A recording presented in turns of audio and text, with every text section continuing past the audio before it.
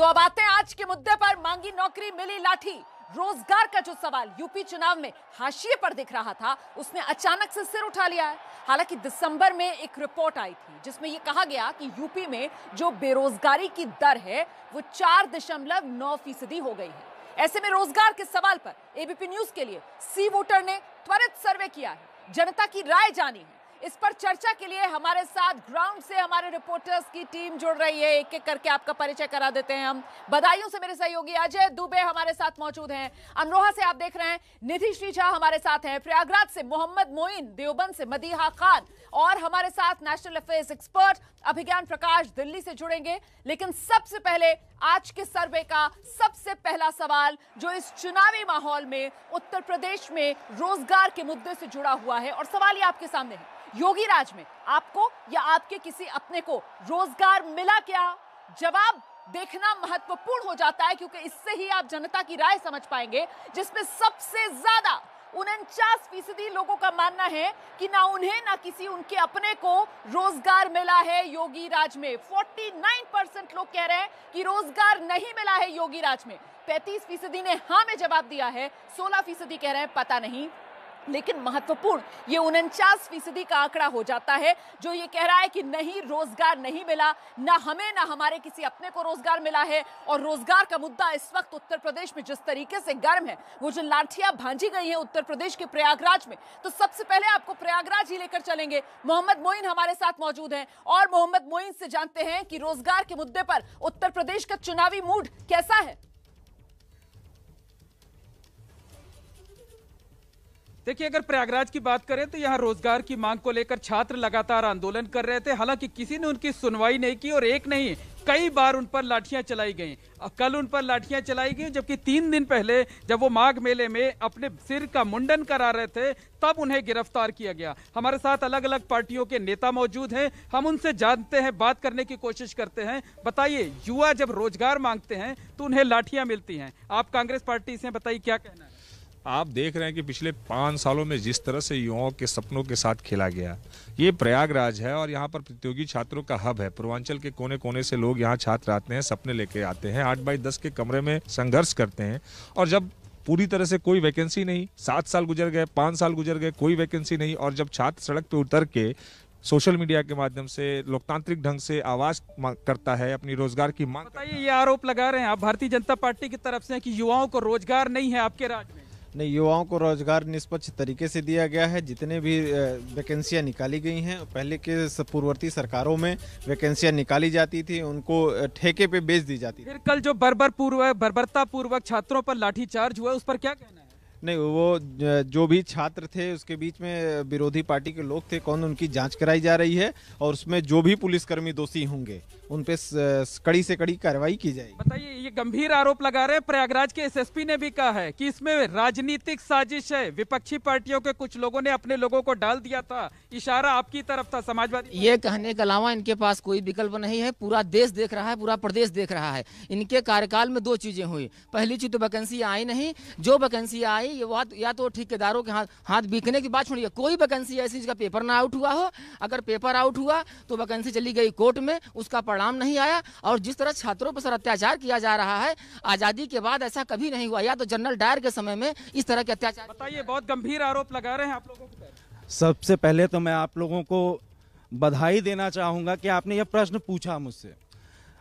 बहुत ही गौर करने की बात है कि पिछले 70 सालों में, जब से देश आजाद हुआ है तब से लेकर के अब तक का कंपैरिजन, भाई तुलनात्मक दृष्टि से आप कोई बात तथ्य कहेंगे ना, पिछले 5 सालों में सरकारी रूप से 4.5 लाख से अधिक नौकरियां उत्तर प्रदेश सरकार के द्वारा दी गई हैं और इनडायरेक्टली वे में 1.5 करोड़ से ऊपर नौकरियां दी गई हैं। बताइए, ये 1.5 करोड़ रोजगार की बात। देखिए, जुमला है पूरी तरीके से, और इनका काम ही है भारतीय जनता पार्टी को, तो हम तो कहते हैं बड़का झूठा पार्टी।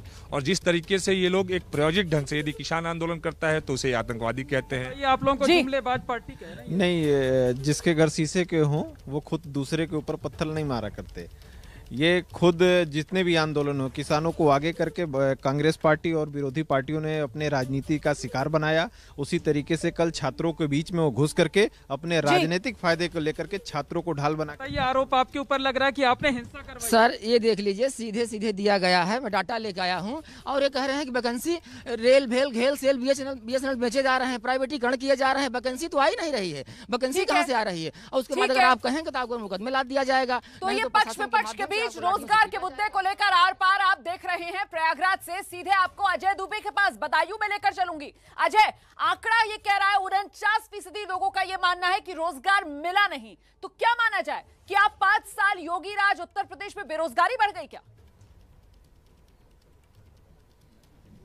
निश्चित ही, और योगीराज जिस तरीके से योगीराज के दौरान बार बार रोजगार को लेकर घेर रहे हैं, अखिलेश यादव की प्रेस कॉन्फ्रेंस है और हर प्रेस कॉन्फ्रेंस में जिक्र रोजगार का जरूरी होता है, और अपने जो वादे हैं उसमें भी उन्होंने कहा कि लाखों रोजगार लेकर आएंगे। घोषणा पत्र कांग्रेस का जिस तरीके से आया, घोषणा पत्र में भी बात हुई रोजगारों की। बदायूं के लोग क्या सोचते हैं इस विषय में बात करते हैं। बीजेपी के नेता से ही शुरुआत करते हैं। सर, सर्वे कह रहा है कि रोजगारों को लेकर बड़ा क्वेश्चन मार्क है आपकी सरकार जो गुजरी। देखिए सर, मैं निवेदन के साथ ये कहना चाहूँगा कि योगी राज 2017 से पहले जब वैकेंसियाँ निकलती थी तो उनका पता ही नहीं चलता था, लेकिन योगी जी के मुख्यमंत्री बनने के बाद उत्तर प्रदेश में 4.5 लाख युवाओं को नौकरी दी गई है। आंकड़ा, मैं सर प्रतिक्रिया लेते हुए चलता हूँ, 4.5 लाख का बड़ा आंकड़ा कह रहे हैं। सर्वे में कह रहा है कि रोजगार को लेकर बड़ी समस्या रही, ज्यादातर आदमी यही कह रहा है।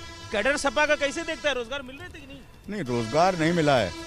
लाठियाँ जरूर मिली हैं, लाठियाँ मिली हैं, जाने गई हैं, खुदकुशियाँ करी हैं लोगों ने, लेकिन रोजगार के नाम पर झूठे छलावे करके भारतीय जनता पार्टी ने 5 साल उत्तर प्रदेश के क्या बल्कि हिंदुस्तान के नौजवानों को ठगा है। ये छलावे की बात करें, नौजवानों का मुद्दा जरा मास्क ऊपर कीजिए, तो आपसे भी मैं सवाल लेता चलूं कि जो नौजवान हैं कैसे देख रहा है? रोजगार मिला है, बदायूं के लोग कैसे देखते हैं? रोजगार यहाँ मिला, पलायन हुआ, क्या मुद्दा है? रोजगार नहीं है, यहाँ से सिर्फ पलायन हो रहा है दिल्ली के लिए। अभी इन्होंने इनकी सरकार में रोजगार मेला लगे थे जिसमें ये कहते थे हम रोजगार देंगे। गवर्नमेंट जॉब किसी को नहीं मिला, प्राइवेट फैक्ट्रीज में जो 4th क्लास का जॉब इंसान को मिल गया है उसे आप रोजगार देना कहते हैं। अभी आपने पूछा 4.5 लाख भर्तियां जो हुई, मैं आपको बताना चाहता हूं कि आप कौन से सरकारी विभाग में किए, और अगर संविदा पे किए तो उसमें आरक्षण बताइए। सवाल अब सीधे ये कह रहे 4.5 लाख भर्ती, आप देखिए बदायूं में कोई भर्ती जैसे पूछ रहे? बदायूं में सबसे ज्यादा भर्ती हुई है।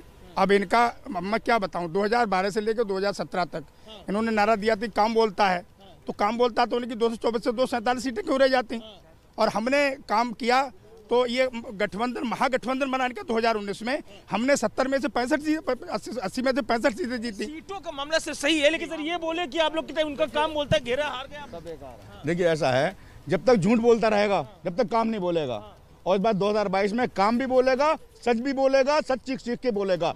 और सच की बात करें, आप ताली बजा रहे हैं, इन्होंने तो आपको गिनाया कि कौन कौन जगह ड्यूटी है ना। मैं पूछना चाहता हूँ, आप कौन से विभाग में किया? आपने सीटेट की परीक्षा हुई बोली, लेखपाल की परीक्षा बोली, दरोगा भर्ती 2017 वाली अभी तक कंफर्म नहीं हो पा रही। बताइए, नौकरियों को लेकर घेर रहे हैं और पेपर लीक भी कर रहे हैं। पेपर लीक हुआ उसके खिलाफ माननीय मुख्यमंत्री जी ने कड़ी कार्रवाई की है, और जो अभी पेपर हुआ पिछले संडे को, उसमें जो भी सॉल्वर थे उनको गिरफ्तार करके तत्काल प्रभाव से जेल भेजा गया है। एग्जाम होना, एग्जाम की प्रक्रिया चलते रहना, युवा कैसे देखता है इसे? नहीं, युवा बिल्कुल सही बात है, युवा देख रहा है, लेकिन हमारी सरकार के द्वारा अभी शिक्षक भर्ती 69,000 शिक्षकों की भर्ती की गई है, लेखपालों की भर्ती की गई है। अभी इस समय कोरोना के समय में सरकारी वकीलों की नियुक्ति की गई है, और हर समाज के व्यक्ति पक्ष है, ये तमाम कार्यकर्ता राजनीतिक दलों के हैं, रोजगार को लेकर अपना अपना पक्ष बदायूं में रखते दिखाई दे रहे हैं। बिल्कुल, पक्ष विपक्ष की आवाजें जो लगातार एबीपी न्यूज आप तक पहुंचा रहा है। अब आपको अमरोहा निधिश्री के पास लेकर चलेंगे। निधिश्री, सर्वे का आंकड़ा ये कह रहा है 49%, मतलब सबसे ज्यादा तादाद ऐसे लोगों की है जो ये मान रहे हैं कि रोजगार नहीं मिला योगी राज में। आपके साथ जो लोग मौजूद हैं, योगी राज और रोजगार की किस तरीके से देख रहे हैं? जी बिल्कुल, देखिए सबसे ज्यादा चर्चा इसी बात पर होनी चाहिए थी कि क्या वैकेंसीज जितनी आई उसमें लोगों को रोजगार मिला, और अगर मिला तो कितने प्रतिशत लोगों को रोजगार मिला। हालांकि जो सर्वे बता रहा है उसके मुताबिक ज़्यादातर लोगों को रोजगार नहीं मिला है। यहाँ पर जो लोग हैं उनसे ज़रा बात करते हैं। सबसे पहले तो आप बताइए, लोगों को आपको क्या लगता है, अगर सिर्फ मैं आपके विधानसभा की बात करूँ तो लोगों को रोजगार मिला? नहीं मिला, जिन पे रोजगार था वो भी छिन गया, खत्म हो गया वो। जी आप क्या? रोजगार ईमानदारी के साथ मिला, भ्रष्टाचार मुक्त मिला। जितनी भी कर्मचारी लगा है भाजपा सरकार में, वो कोई पूछ के देख ले, एक पैसा नहीं जाए, जबकि लोग 40% का रेट है नगर पालिका। लोग जो है, कोई बात नहीं, आपसे बात करते हो, आप आगे। भाजपा सरकार ने रोजगार इतने दिए हैं, सरकारी वैकेंसीज भी बहुत निकली और सबसे मेन बात यह है कि पारदर्शिता के साथ युवाओं को रोजगार मिला है। जो मेहनती रोजगार बच्चा था उसे रोजगार मिला और प्राइवेट सेक्टर में भी इतने रोजगार हमारी सरकार ने पैदा किए हैं कि हमारे यहाँ अमरोहा की अगर हम बात करें तो स्वरोजगार को, लोकल फॉर वोकल में ढोलक को इतना बड़ा हमारी सरकार ने रोजगार के लिए प्रोत्साहित करके यहाँ हजारों लोग यहाँ से रोजगार से जुड़े हैं। अमरोहा में रोजगार की तो बात ही नहीं की जा सकती। रोजगार वहाँ होता है जहाँ पे अच्छी सड़कें, अच्छी लाइट, अच्छा कुछ हो, लेकिन यहाँ 20 साल से कोई लाइट नहीं, कोई भी इंडस्ट्री यहाँ आना नहीं चाहती, क्योंकि यहाँ पे कोई भी ऐसी सुविधा नहीं जो इंडस्ट्री को दी जाए। जब इंडस्ट्री होंगी तभी यहाँ पर रोजगार होगा। यहाँ पे रोजगार की तो बात कोई करता नहीं। 20 साल से जीतने वाला वोटों का तुष्टिकरण करता है। यहाँ 20 साल से लगातार समाजवादी पार्टी के विधायक महबूब अली जी का कब्जा है, जिन्होंने इस शहर की हालत बद से बदतर कर दी है। ठीक है निधिश, जो बात वहाँ के लोग कह रहे हैं मुझे लगता है उसी को आगे बढ़ाते हैं। मदिहा के पास दर्शकों को लेकर चलते हैं। देवबंद से हमारे साथ मौजूद है मदिहा। देवबंद के लोगों से पूछिए कि ये बेरोजगारी की समस्या अगर है तो क्या ये सिर्फ पिछले 5 साल में योगी राज में, या ये समस्या पहले से चली आ रही है और अब भी वैसी बनी हुई है? बिल्कुल रुमाना, ये जो सवाल है इसका जवाब हम सीधे यहाँ की जनता से ही लेंगे। क्या कुछ कहना है यहाँ की जनता का? यहाँ पर काफी सारे लोग हमारे साथ जुड़े हुए हैं। सर, सबसे पहले ये बताइए, सर्वे में ये आया है, सवाल ये है कि योगी राज में सबसे ज्यादा आपके जानने वालों को रोजगार मिला है या नहीं? नहीं मिला मैम, नहीं मिला है रोजगार। पुलिस में काफी बच्चे भर्ती हुए हैं, यहाँ से भी रोजगार मिला है। पिछली सरकारों की अपेक्षा बहुत ज्यादा मिला है और बहुत ईमानदारी के साथ मिला है। मुख्यमंत्री ने खुद उसकी मॉनिटरिंग की है, कोई रिश्वत नहीं चली, कोई पैसा नहीं चला। देखिए यहाँ पर ये लोग कह रहे हैं कि काफी रोजगार लोगों को मिला है, सबकी मॉनिटरिंग खुद योगी जी ने की है। क्या कुछ झूठ बिल्कुल किसी को नहीं मिला। हमें एक लड़का बताया तो कोई कहाँ से कहा हो, कोई मुख्यमंत्री जी ने कोई मिलिट्री की भर्ती या पुलिस की भर्ती या किसी मास्टर की भर्ती, जो रोजगार फैक्ट्री में काम कर रहे थे, मैं भी घर आ लिए, जिन्हें 10,000 मिले थे उन्हें 5,000 रूपए मिले। क्या कुछ कहेंगे? वो कह रहे हैं कि रोजगार नहीं हुआ, लेकिन यहाँ जो लोग हैं वो कह रहे हैं रोजगार हुआ है, रोजगार मिला है। क्या कुछ कहना है? बहुत रोजगार दे रही है योगी सरकार, और जितनी भी मास्क ऊपर करिए, जितनी भी नौकरियां मिल रही है पारदर्शिता के हिसाब से नौकरियां मिल रही है, मेरिट के आधार पर। समाजवादी पार्टी के राज में चाचा भतीजा, बब्बुआ और उसके चाचा ठेला निकल जाते थे। ये पहली ऐसी नौकरियों में पैसे ले, ये पहली ऐसी सरकार है जिसमें इतनी पारदर्शिता के साथ नौकरी मिली है और खुद। जी मैम, बिल्कुल रोजगार नहीं मिला है। मैम आप कल ही देख सकती हैं, एनटीपीसी अभ्यर्थियों को बिहार में लाठी से पीटा जा रहा है। प्रयागराज में आप देख सकती हैं लाठियां बरसाई जा रही हैं, लेकिन सरकार उनकी सुनने को बिल्कुल भी राजी नहीं है। सरकार, हमारे रेल मंत्री अश्विनी वैष्णव ने भी उनकी कुछ नहीं सुनी है। तो आप देखिए कि यहाँ पर जो है मिली जुली राय है, लोगों का साफ तौर से कहना है, कुछ लोगों का कहना है दिलचस्प होगा कि आखिरकार ये रोजगार का मुद्दा, बेरोजगारी का मुद्दा चुनाव में कितना और किस हद तक गरमाएगा। आगे बढ़ते हैं, अगला सवाल जल्दी से अब आपके सामने रखते हैं। और अब आज के सर्वे का अगला सवाल आपकी टेलीविजन स्क्रीन पर मैं रखने जा रही हूँ, और ये वो सवाल, राजनीतिक दलों की मुफ्त वाली घोषणाएं सही है या गलत है? मामला सुप्रीम कोर्ट में पहुंचा हुआ है। सुप्रीम कोर्ट ने जवाब मांगा है चुनाव आयोग से, केंद्र सरकार से, और ये देख लीजिए आंकड़ा गलत है। 43%, मतलब बहुमत ये कह रहा है कि ये फ्री की घोषणाएं जो हैं वो गलत है। 43% गलत मान रहे हैं इसको, 35% कह रहे हैं सही है, पता नहीं कह रहे हैं 22% लोग। जल्दी से त्वरित टिप्पणी के लिए सीधे सबसे पहले बधाइयों आपको लेकर चलेंगे। अजय दुबे हमारे साथ मौजूद हैं और अजय से जानते हैं कि ये मुफ्त वाली घोषणाएं ये नेताओं के फायदे की या वोटर के फायदे की बात है? लोग क्या कहते हैं? निश्चित ही, और जिस तरीके से अब जब चुनाव का दौर आया है, राजनीतिक दल अपनी तरफ से ऑफर्स लेकर आए हैं, डिस्काउंट के, मुफ्त के, पानी के, बिजली के, रोजगार के। लोग कैसे प्रतिक्रिया दे रहे हैं? आम आदमी की शुरुआत करते साहब, चलिए आखिरी पे आप ही पे आते हैं। ये मुफ्त में इतना कुछ बांट रही है पार्टियां, किसका इसमें फायदा है? मुफ्त में ये बांट नहीं रही हैं, बेरोजगारी के नाम पे ये सब काम दिखावा है इनका। और जहां तक 4.5 लाख रोजगार की बात, पिछला सवाल था रोजगार पे। महाराज, इस बार ये बताइए मुझे कि जो मुफ्त में अनाउंसमेंट कर रहे हैं कि बिजली 300 यूनिट देंगे और लोन की बात कर रहे हैं, आपको लगता है कि इससे लॉस? मसला रोजगार का है, मसला मुफ्त में रोजी अनाज देने का नहीं है। अनाज देने की बात करें आप, चलिए मुझे बताइए सर कि जिस तरीके से ये मुफ्त की घोषणाएं हो रही है वो किसके ज्यादा चुनौती है? आप ये बताइए, इस देश की 60% जनता गरीबी से नीचे व्यापन कर रही है और कुछ परसेंट लोग जिनका करोड़ों लाखों करोड़ रुपए माफ कर दिया गया, क्या वो सही नहीं था? गरीब आदमी को घेर रहे हैं सर। अपने सपा के नेताजी आप भी पढ़ लेते हैं, बताइए 300 यूनिट बिजली का भी बात आपके नेताजी कर दी है, त्वरित प्रतिक्रिया दीजिए, मुझे बताइए इसमें फायदा किसका है, पार्टी का क्या आम आदमी का? देखिए ऐसा है, समाजवादी पार्टी की अगर घोषणा है तो उस पर जनता को यकीन है, क्योंकि पिछले सन 14 से लेकर आज तक 8 वर्षों में जितने झूठ बोले उन लोगों ने उस पर अमल नहीं हुआ। एक मिनट, समाजवादी पार्टी ने जब नेताजी मुख्यमंत्री बने थे तो उस वक्त याद हो आपको कि सरकारी पर्चा जिला अस्पताल में महंगा हो गया था। उस समय में 1 रुपए पर्चे पे इलाज शुरू कराया था, 1 रुपए पर्चा, 1 रुपए पर्चे पे। और इसलिए हम आगे बढ़ते हैं, आपको लेकर चलते हैं उत्तर प्रदेश के ही एक और शहर प्रयागराज आपको लेकर चलेंगे। मोहम्मद मोइन हमारे साथ मौजूद है। मोहम्मद मोइन, क्या कमियां छुपाने के लिए मुफ्त की घोषणाएं? लोग आपके साथ मौजूद हैं, उनकी राय बताइए जरा। जी बिल्कुल, जहां भारतीय जनता पार्टी मुफ्त राशन दे रही है, वहीं समाजवादी पार्टी ने 300 यूनिट तक फ्री बिजली देने की बात कही है। हम इनसे जल्दी प्रतिक्रिया ले लेते हैं। बताइए 300 यूनिट फ्री बिजली का क्या मतलब है? ये तो कह रहे हैं आपके राज्य में बिजली नहीं है। देखिए सर, हमने पिछली सरकार में सिंचाई, पढ़ाई, दवाई मुफ्त किया था, बिजली का बिल आधा कर दिया था गरीब किसानों का, जिनका बीपीएल कार्ड था, और जो मझले किसान थे उनका भी आधा कर दिया था। मेरी सरकार बनेगी, जो हम वादा करते हैं उसको हम पूरा करते हैं। हम 15 लाख की तरह नहीं करते कि हम 15 लाख रुपए देंगे, हम 250 करोड़ रोजगार दे देंगे, ये सब बातें हम। बताइए क्या कहना है, आप लोग तो मुफ्त राशन बांट रहे हैं। जी, भारतीय जनता पार्टी की सरकार, माननीय प्रधानमंत्री जी, माननीय मुख्यमंत्री जी के नेतृत्व में कोरोना काल में इस देश के जिन लोगों का रोजगार छिना है उनको हम राशन देने का काम कर रहे हैं। और रही बात बिजली की, तो बिजली का आधा करने का काम सिर्फ हमारे यशस्वी मुख्यमंत्री योगी आदित्यनाथ जी ने किया है।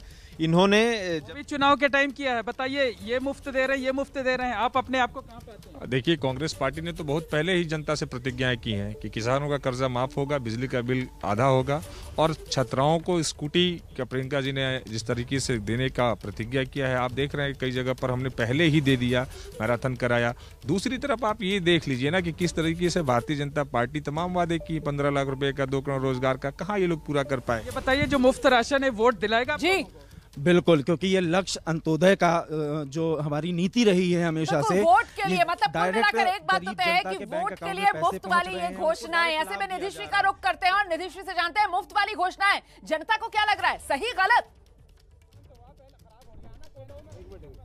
जी बिल्कुल, जनता से ही जानना चाहेंगे कि ये जो राजनीतिक दल सभी कह रहे हैं, कोई कह रहा है राशन देंगे, कोई कह रहा है स्कूटी देंगे, ये योजनाएं आपको सही लग रही है? फ्री का नहीं, फ्री का कुछ नहीं चाहिए साहब, लेकिन अच्छा शासन चाहिए, सुशासन हो, ईमानदारी हो, भ्रष्टाचार ना हो। जैसे हमारे यहाँ नगर पालिका में बीजेपी जीती है, 40% का रेट है कोई भी टेंडर लेने के लिए, तो ये चीज़ जो है ये ना हो, फ्री कुछ ना मिले भाई, ईमानदारी हो, सुशासन हो। इनकी बात जान लेते हैं।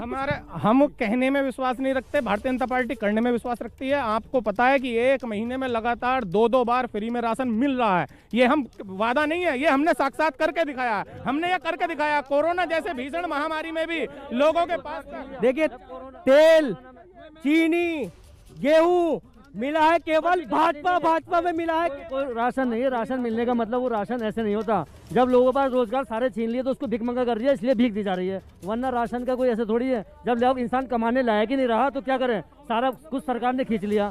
जब सरकार ने उससे खींच लिया तो मैम वो जनता जो है वो भली बात इस बात को समझती है कि ये आम आदमी के हिस्से का ही छीन करके जो है सभी राजनीतिक दल अपनी। बिल्कुल, मदीहा खान का रुख कर लेते हो, देवबंद से इस वक्त हमारे साथ मौजूद है। मदीहा, चुनावी माहौल में फ्री की घोषणाओं से फायदा किसको? बिल्कुल, ये सवाल का जवाब सीधे यहाँ की जनता से लेते हैं। काफी सारे लोग जुड़े हुए हैं, युवा भी हमारे साथ जुड़े हुए हैं। ये सवाल उन्हीं से हो जाता है, क्या कुछ कहना है? फ्री की घोषणाएं सही या गलत? फ्री की घोषणाएं गलत है। ये नहीं, फ्री की घोषणाएं जो जनता के हित में हो वो सही है, बाकी कुछ ये दे देंगे वो दे देंगे वो गलत है। फ्री में नहीं चाहता जी, फ्री की घोषणाएं नहीं चाहती जी, चाहिए अपनी मेहनत का चाहिए सब कुछ। और सरकार है कि हमारे यहाँ बीजेपी की सरकार है, सभी बीजेपी के हैं यहाँ पे। और सपा की सरकार है, सपा की सरकार है, सपा की सरकार आने वाली है। यहाँ अखिलेश मुख्यमंत्री बनेगा, कार्तिक राणा यहाँ से विधायक बनेगा। आने वाला 14 तारीख को मतदान है, बहुत कुछ बदलने वाला है। पब्लिक सब देख लेगी, उत्तर प्रदेश में बहुत सारी चीजें बदलने वाली है। नहीं, नहीं चाहती फ्री, नहीं, बिल्कुल गलत है। ये जो अंत्योदय योजना चल रही है ये भी गलत है, जिससे किसानों को मजदूर भी नहीं मिल रहे हैं। इसके कारण, अंत्योदय योजना के कारण किसान खेतों में परेशान रहता है, ना वो अकेला ट्रेली भर सकता ना कुछ कर सकता। इसलिए बड़ी फ्री की योजना दिलचस्प चाहती ये राय है जो लेकिन जमीन हमें से निकल प्रदेश कर आ रही है। एंड आई एम श्योर अभिज्ञान प्रकाश जी बहुत गौर से हर बार की तरह जमीन से आ रही आवाजें भी सुन रहे होंगे, आंकड़ा भी अभिज्ञान जी आपने देख लिया है, फ्री की घोषणाएं भी और रोजगार का मुद्दा भी। आपकी त्वरित टिप्पणी। दो तीन बातें। सबसे पहले तो थोड़ा देर से आपने वक्त दिया इसलिए बेरोजगारी पे बोलना बहुत जरूरी है। मेरे हिसाब से अगर बेरोजगारी किसी भी चुनाव में किसी भी राजनीतिक दल के खिलाफ एक निर्णायक मुद्दे में तब्दील होता है तो यह किसी प्रदेश और देश दोनों के लिए बहुत अच्छा है, क्योंकि इस देश के युवाओं के प्रतिशत को देखते हुए अनएम्प्लॉयमेंट को एक बहुत संवेदनशील मुद्दे के तौर पर एड्रेस करना, उसको देखना बहुत जरूरी है। दूसरी बात, इतिहास गवाह है freebies make for bad politics and bad economics. यानी कि ये जो आप फ्री घोषणाएं करते हैं, बहुत लोग, बहुत नेता बरसों से करते चले आ रहे हैं, ये अंततः सरकारों के लिए न सिर्फ खराब राजनीति साबित होता है, खराब आर्थिक निर्णय भी साबित होता है। तो चुनाव में वोट हासिल करने के लिए तो ऐसा कर दिया जाता है, लेकिन इसका बोझ करदाता पर ही पड़ता है, अलग अलग बिल्कुल जाहिर सी बात है, बोझ इसका आम आदमी की जेब पर ही पड़ता है। उत्तर प्रदेश में रोजगार के सवाल पर 49% लोग मानते हैं कि योगी राज में उन्हें या उनके किसी अपने को रोजगार नहीं मिला। फ्री की पॉलिटिक्स को सर्वे में 43% जनता गलत करार दे रही है। और अब इस सर्वे का अगला अहम सवाल जो हम आपको दिखाने जा रहे हैं, जल्दी से सवाल ले आइए टेलीविजन स्क्रीन पर। ये आ गया है सवाल, आरपीएन सिंह के आने से बीजेपी को फायदा या नुकसान? कांग्रेस में बड़े नेता रहे आरपीएन सिंह और अब बीजेपी का दामन उन्होंने थाम लिया है और ऐसे में 35% मान रहे हैं फायदा होगा, 34% मान रहे हैं नुकसान होगा। मतलब बहुत बराबरी का ये मामला है और 31% कह रहे हैं पता नहीं। कुल मिलाकर आंकड़ा बेहद दिलचस्प हो जाता है। और सबसे पहले आपको बधाइयों लेकर चलेंगे, मेरे सहयोगी अजय दुबे हमारे साथ मौजूद है और उनसे जानते हैं उनके साथ जो लोग मौजूद हैं वो आरपीएन सिंह के बीजेपी में आने से पार्टी को फायदा मान रहे हैं या नुकसान? अजय। देखिए, आरपीएन सिंह की जिस तरीके से एंट्री हुई है, बदायूं में चर्चा इसलिए भी है क्योंकि जो स्वामी प्रसाद मौर्य के लिए, जिनके लिए कहा जा रहा है कि उनको कवर करने के लिए आरपीएन सिंह को लाया गया है, उनके वोटर को कवर करने के लिए लाया गया, उनकी बेटी यहीं से सांसद है। सुबह इंटरव्यू में हमने उनसे सवाल किया तो उस पर उनकी प्रतिक्रिया आप सीधे लेके चलते बीजेपी के जो नेता है, सर आरपीएन सिंह जी को लेकर आए, क्या लग रहा है फायदा मिलेगा, कैसे संभलेगा? देखिए सर, हम हमारे यहाँ हर दल के नेता का सम्मान है, जो हमारी विचारधारा का सम्मान करता है हम उसका सम्मान करते हैं, लेकिन इसका अर्थ ये नहीं कि हमारा कोई उनसे लाभ हो, लेकिन वो अपनी विचारधारा के साथ, क्योंकि भारतीय जनता पार्टी सबका साथ, सबका विकास, सबका विश्वास, सबका प्रयास से काम करती है। हमारे यहाँ कोई जाति, धर्म, भेद, क्षेत्रभाव का कोई मतलब ही नहीं है। सबका साथ, सबका विश्वास के कोई और कारण लग रहा है आपको? भाई कोई कारण नहीं है। देखिए, आरपीएन सिंह फ्यूज झालर है, कांग्रेस पे बैठे थे, कांग्रेस को डुबो दिया, अब बीजेपी को कहे हैं तो बीजेपी को डुबो देंगे। बोलने दीजिए, अब बीजेपी में गए, बीजेपी को डुबो देंगे। अब तक आरपीएन सिंह बहुत खराब थे, आरपीएन सिंह के पास बिल्कुल जनाधार विहीन है। अगर जो आदमी अपना सांसद का चुनाव नहीं जीत सकता, इन्होंने सेटिंग करके उनको राज्यसभा जाने के लिए कहा है, खुद चुनाव नहीं लड़ रहे हैं वो। अगर वो इतने बड़े जनाधार के नेता हैं तो वो विधायकी का चुनाव लड़े। बात कह रहे, सुनाई तो नहीं दिया, थोड़ा शांत हुई। आप बताइए मुझे, बीजेपी का कैडर कैसे दिख रहा? आए हैं, एनर्जी नहीं, भारतीय जनता पार्टी में जो भी दल छोड़ के आ रहे हैं, विभिन्न वो विश्वास जता रहे हैं, उनका सबका स्वागत है। बाहर के इतने लोग आ रहे हैं, कैडर के मन पे तो नहीं आ रहा कि हम डूबता जहाज कह रहे हैं? विशाल परिवार है हमारा, भारतीय जनता पार्टी परिवार की तरह काम करती है। परिवार में नए सदस्य का हमेशा स्वागत होता है। परिवार तो है ही नहीं, परिवार तो है ही नहीं।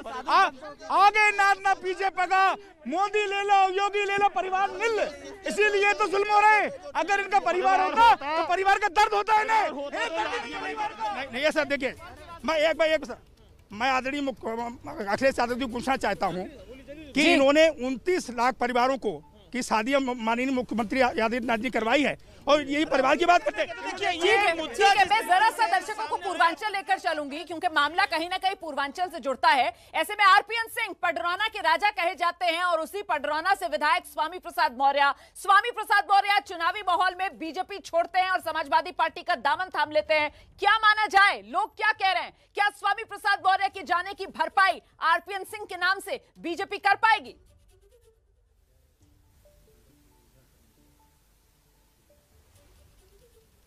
देखिए, बिल्कुल आरपीएन सिंह को कांग्रेस ने जैसे स्टार प्रचारक बनाया उसके कुछ घंटे बाद ही उन्होंने पार्टी छोड़ दी। यहाँ हमारे पास पार्टियों के नेता भी हैं, तमाम आम जनता भी है, जल्दी सबकी प्रतिक्रिया ले लेते हैं। बताइए, आपने जैसे स्टार प्रचारक बनाया कुछ घंटे के बाद वो पार्टी छोड़कर चले गए, कितना बड़ा नुकसान होगा? ये देखिए, उनका व्यक्तिगत राय है, और इस तरह से जब चुनाव होते हैं तो बहुत सारे नेता होते हैं जो अपना दल बदलते हैं। कोई कांग्रेस छोड़ के सपा में जाएगा, सपा छोड़ के भाजपा में जाएगा, भाजपा के कई मंत्री छोड़ के सपा में ज्वाइन किए।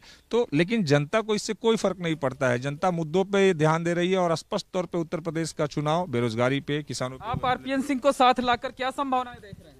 आरपीएन सिंह एक जनाधार वाले नेता हैं, जनप्रिय नेता हैं, और कांग्रेस पार्टी को अपने नेतृत्व को पुनर्मूल्यांकन करना चाहिए कि उनके धीरे धीरे सभी साथी उनका साथ छोड़ रहे हैं, चाहे उत्तर प्रदेश हो, मध्य प्रदेश हो। आप लोग दूसरों के सहारे चलेंगे? नहीं, हम किसी दूसरे के सहारे नहीं है। भारतीय जनता पार्टी सदैव कार्यकर्ताओं के सहारे चलती है, लेकिन हमारी विचारधारा को मान करके अगर ये तो कांग्रेस और भाजपा की लड़ाई है, लेकिन कहा जा रहा है कि स्वामी प्रसाद मौर्य का बदला लेने के लिए भाजपा उनको भारतीय जनता पार्टी के पास कोई जनाधार का नेता ही नहीं है, तभी दूसरे दल से ला रहे हैं। समाजवादी पार्टी पडरौना सीट 40,000 मतों से जीतने जा रही है, ये अभी से बता दे। हमारे साथ जनता के भी लोग हैं, जल्दी उनकी जल्दी आप बताइए, आरपीएन सिंह के आने से भाजपा को फायदा मिलेगा?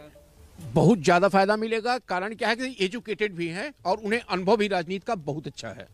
आप बताइए, क्या लगता है आरपीएन सिंह के आने से भाजपा को फायदा मिलेगा? कोई फायदा नहीं मिलेगा। इनके पास वॉशिंग मशीन है, जो भी जाता है रोक रही हूँ उसको मोहम्मद धुल मोइन। देते। इस वक्त एक बड़ी खबर आ रही है। दरअसल अमित शाह की, गृह मंत्री अमित शाह की जो जाट नेताओं के साथ बैठक चल रही थी वो खत्म हो गई है।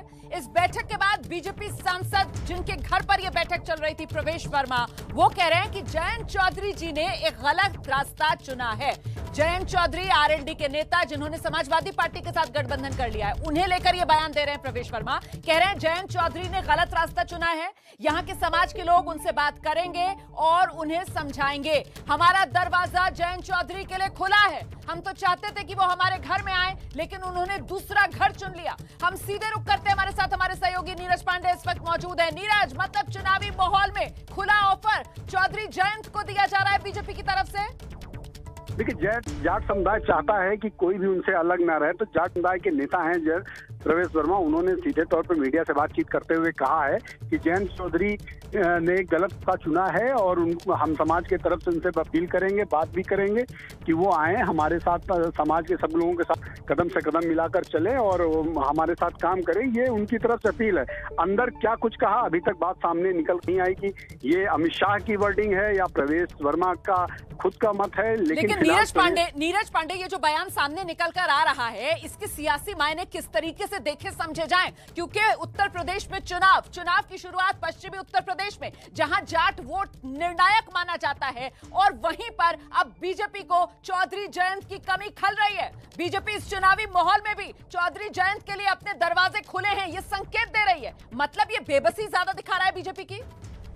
जी बिल्कुल, देखो एक बात साफ है रोमाना कि जब भी किसी समुदाय में या किसी समाज में बंटवारा होता है, वोटों का बंटवारा होता है, तो निश्चित रूप में उसका नुकसान पार्टी में होता है। लेकिन इससे अलग एक बात समझनी जरूर चाहिए कि 2019 में भी आरएलडी अकेले ही चुनाव लड़ी थी, 2017 में भी आरएलडी भारतीय जनता पार्टी से अलग चुनाव लड़ी थी। तो ऐसे में इस चुनाव में कैसे दोनों एक साथ हों, ये एक बड़ा विषय है कि फिलहाल निश्चित रूप में सामाजिक दृष्टिकोण से अगर देखें तो जाट समुदाय चाहता है कि उसका जो वोट है वो इंटैक्ट रहे, वो एक पार्टी के लिए रहे, एक पार्टी के साथ रहे, और भारतीय जनता पार्टी के साथ कहीं ना कहीं उनकी ट्यूनिंग है।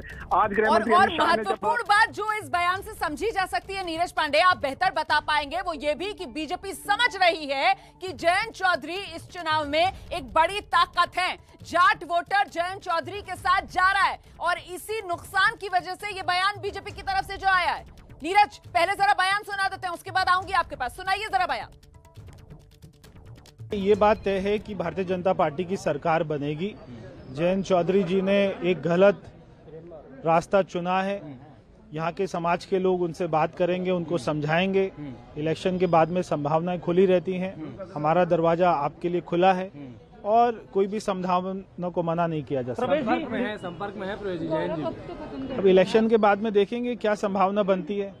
हमने जैसे कहा, हम तो चाहते थे कि वो हमारे घर में आए, मगर उन्होंने कोई दूसरा घर चुना है। अभी देर नहीं हुई आपके साथ? देर तो कभी नहीं हुई है, कोई भी आए। तो बीजेपी की तरफ से कहा जा रहा है हम चाहते थे हमारे घर में आए जयंत, लेकिन उन्होंने दूसरा घर चुन लिया है और ऐसे में अभी भी खुला ऑफर एक तरीके से चौधरी जयंत को बीजेपी की तरफ से दिया जा रहा है। और एक बार फिर से रुख कर लेते हैं अपने ओपिनियन पोल का। आरपीएन सिंह जिस तरीके से बीजेपी में शामिल हो गए हैं कांग्रेस का दामन छोड़कर, इसका फायदा बीजेपी को या नुकसान? सर्वे का आंकड़ा मामले को टाई बता रहा है। मदीहा, आपके साथ जो लोग मौजूद हैं उनकी राय क्या है? बिल्कुल, ये बेहद ही दिलचस्प होगा देखना। और देवबंद की भूमि पर हम मौजूद हैं। यहाँ के कद्दावर नेता इमरान मसूद से भी यही सवाल किया था कि कांग्रेस का दामन छोड़ के जो नेता हैं वो भी कांग्रेस का दामन छोड़ के शामिल हो गए हैं सपा में, तो वहीं आरपीएन सिंह उनके साथी जो हैं वो अब बीजेपी में शामिल हो गए। तो उन्होंने भी इस पे बड़ा दिलचस्प जवाब दिया था। उन्होंने कहा था कि धीरे धीरे लोग जो है उस तरफ बढ़ रहे हैं जिस पार्टी की जीत की उम्मीद नजर आ रही है। यहाँ पर जो लोग हैं उनसे ये सवाल का जवाब लेना बेहद दिलचस्प होगा। आपसे जानना चाहेंगे कि आरपीएन सिंह बीजेपी में शामिल हो गए हैं, क्या कुछ कहना है, इससे बीजेपी को फायदा या नुकसान? बहुत अधिक फायदा होने जा रहा है इनके आने से। बहुत ही ज्यादा जनाधार लेकर के पार्टी विजय की तरफ बढ़ रही है और माननीय योगी आदित्यनाथ जी के सरकार बनने जा रही है 100%। मैडम, मेरा सवाल हटके है थोड़ा सा। और हमारे यहाँ दो दशकों से सरकार चल रही है। दो दशकों में हमारे यहाँ देश के गौरव महाराणा प्रताप की मूर्ति ऐसे ही रखी है, उसका सौंदर्यकरण नहीं हुआ।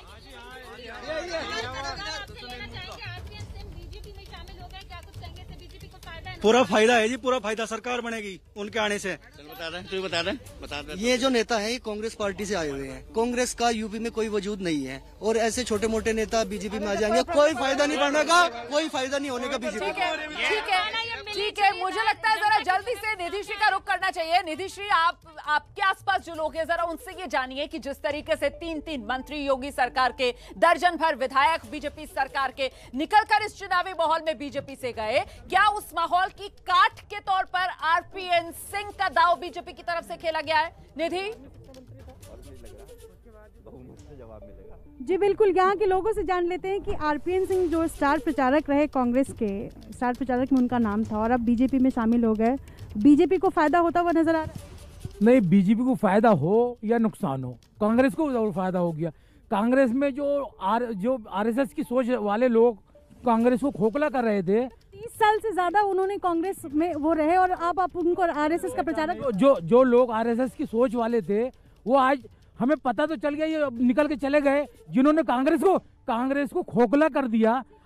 इसलिए ऐसा है जी, जनता आपने सर्वे में देखा कि वो बता रहे हैं हमें फायदा हो रहा है। दूसरी एक बात ये है कि हमारे सामने भाजपा के प्रत्याशी के सामने समाजवादी का प्रत्याशी मैदान छोड़ के भाग रहे हैं। वो डिबेट में कहने को पसंद नहीं करते, आपके टेलीविजन पे बैठ के कहते हैं कि हमारे नेता फैसला करेंगे, वो अभी टिकट उन्हें नहीं हो पा रहा। और जी बात यह है कि आप यहीं का हमारे लोकल का मुद्दा देख लीजिए, यहाँ इतने लोग इस क्षेत्र खड़े हैं, पूछिए कि 20 साल से यहाँ के मौजूदा समाजवादी का विधायक महबूब अली, उन्होंने इन लोगों के लिए किया क्या है, शहर के लोगों के लिए क्या किया? ठीक है, लोग बताएंगे। अरे वो भाग नहीं रहे हैं, वो दरअसल एक ही मामला है, बी टीम है उनकी। वो अब बी लगे, ए लड़े या बी लड़े, एक ही तो लड़ सकता है, भाग नहीं रहा है वो अपने को दूसरे को मौका दे रहा है, छोटा बड़े को दे रहा है, बड़ा छोटे को दे रहा है। जो यहाँ पर कांग्रेस के समर्थक है उनको लग रहा है दरअसल जो समाजवादी पार्टी के यहाँ पर समर्थक नजर आ रहे हैं या जो बीएसपी, उनको लगता है कि कांग्रेस बी टीम की तरह काम कर रही है। और इसी वजह से मुझे लगता है अभिज्ञान जी का रुख कर लेते हैं। अभिज्ञान जी, आरपीएन सिंह बीजेपी के लिए फायदेमंद या नुकसानदेह? आपने लोगों की राय भी सुन ली और आंकड़ा भी आपने देखा किस तरीके से मामला बिल्कुल टाई पर है, आपका टेक? मेरा टेक ये है कि जो सर्वे अपना संकेत दे रहा है वो सही है, क्योंकि बहुत बड़ा अपने क्षेत्र में मेरे हिसाब से उनका कोई बहुत बड़ा वैसा प्रभाव नहीं है। और एक समय था राजनीति का, वो अलग था। आज जो पूर्वांचल की पूरी लड़ाई है उस पर हम लोग बहुत चर्चा कर चुके हैं, राजनीतिक लड़ाई से मेरा मतलब है, तो इसलिए बहुत ना उसमें फायदा देखने की जरूरत है ना नुकसान। तो आंकड़ा कुल मिलाकर जब इसको टाई दिखा रहा है और उसमें से 30% के करीब लोग जो हैं उनको वो डिसइंटरेस्टेड से लग रहे हैं, तो ये मेरे हिसाब से गलत नहीं है, क्योंकि उस तरह का प्रभाव नहीं है। जैसा मैंने जितिन प्रसाद के समय भी कहा था कि उस तरह का प्रभाव नहीं है। हाँ, एक समय का सिंबॉलिज्म जरूर होता है राजनीति में कि ठीक चुनाव से पहले कांग्रेस का एक पुराना बड़ा चेहरा जो है वो भारतीय जनता पार्टी में आता है। बड़ी बात सर आप कह रहे हैं कि जनाधार के हिसाब से सिंबॉलिज्म इसका ज्यादा कुछ है नहीं, लेकिन हाँ चुनावी माहौल में वो जो नैरेटिव बनाने वाली बात होती है उस लिहाज से महत्वपूर्ण हो जाता है। फिलहाल बहुत बहुत धन्यवाद आप सभी का मेरे साथ बने रहने के लिए।